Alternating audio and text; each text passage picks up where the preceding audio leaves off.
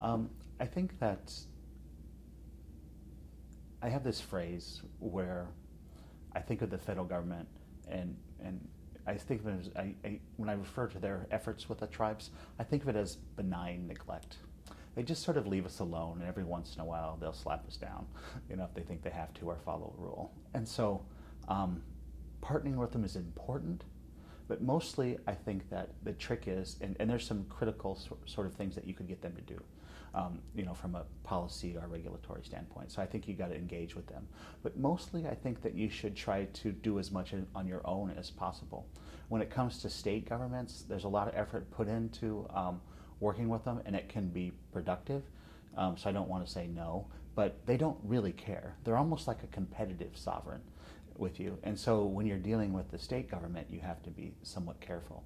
I think as tribes have grown economically, you can work on partnership deals with them, and as long as it's straight business. What's interesting for Ho Chunk Inc. is we have done a lot of development off the reservation, and we come in with capital and resources, and we partner with the city governments and the state governments as investors. And so rather than a competitive entity, we're there to promote and nurture their economic environment. And so I think for us, those partnerships have been very, very successful. But when you're dealing with traditional governmental issues and tax issues and regulatory and power issues, you can settle with them, but it's always a conflict-oriented thing. So for us, just the economic incentives of working with them have been the best way we've been able to approach it.